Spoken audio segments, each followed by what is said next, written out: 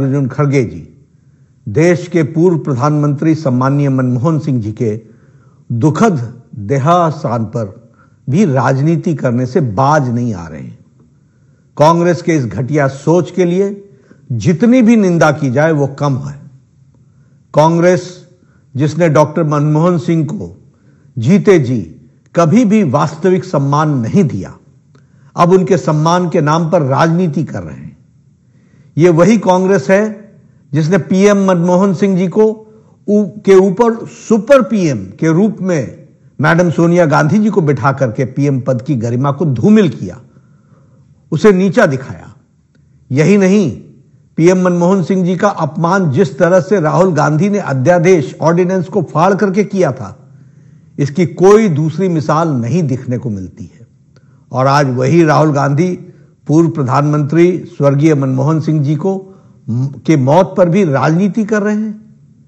गांधी परिवार ने अपने परिवार को छोड़कर देश के किस बड़े नेता को सम्मान दिया है और न ही उनके साथ न्याय किया है, चाहे वो कांग्रेस पार्टी से हो या विपक्ष से हो, चाहे वो बाबा साहब अंबेडकर हों, देश के पहले राष्ट्रपति राजेंद्र बाबू हों, सरदार पटेल हों, लाल बहादुर शास्त्री जी हों या फिर पीवी नरसिम्हा राव जी हों, प्रणब दा हों, सीताराम केसरी जी हों, श्रद्धेय अटल बिहारी वाजपेयी जी हों, अन्य दूसरे किसी भी बड़े नेता को कांग्रेस और गांधी परिवार ने सदैव उनका अपमान किया है।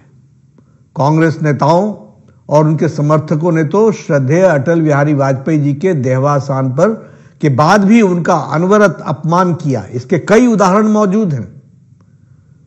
पूर्व प्रधानमंत्री आदरणीय मनमोहन सिंह जी की समाधि के लिए आदरणीय प्रधानमंत्री श्री नरेंद्र मोदी जी के नेतृत्व में सरकार ने जगह भी दी और परिवार को सूचित भी किया है, फिर भी कांग्रेस झूठी खबरें फैला रही है।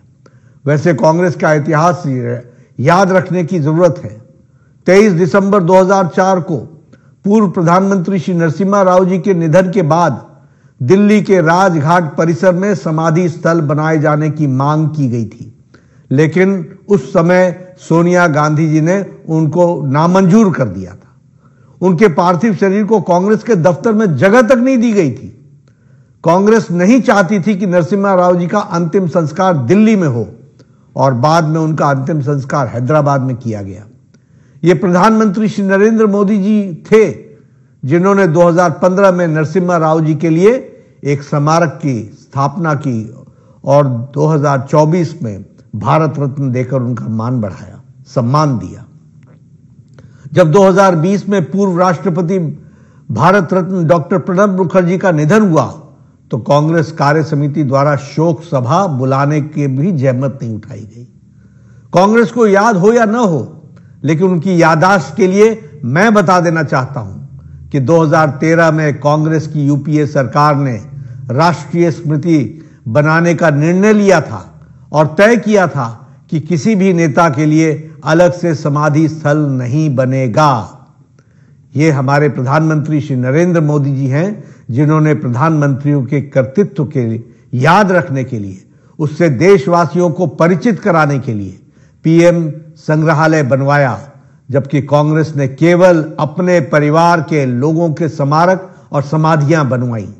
सम्मान का असली मतलब सीखना है तो आदरणीय प्रधानमंत्री नरेंद्र मोदी जी से सीखना चाहिए। एक अनुमान की माने तो कांग्रेस सरकारों द्वारा देश में करीब 600 सरकारी योजनाएं, शिक्षण संस्थानों, अवार्डों, सड़कों के नाम, नेशनल पार्कों के नाम, म्यूजियम्स, एयरपोर्ट, बंदरगाह, इमारतें और खेल के नाम पर, नेहरू गांधी परिवार के नाम पर रखे गए, जबकि बाकी शख्सियतों के नाम पर योजनाएं केवल उंगली पर गिनने लायक हैं, उंगली पर गिनी जा सकती हैं।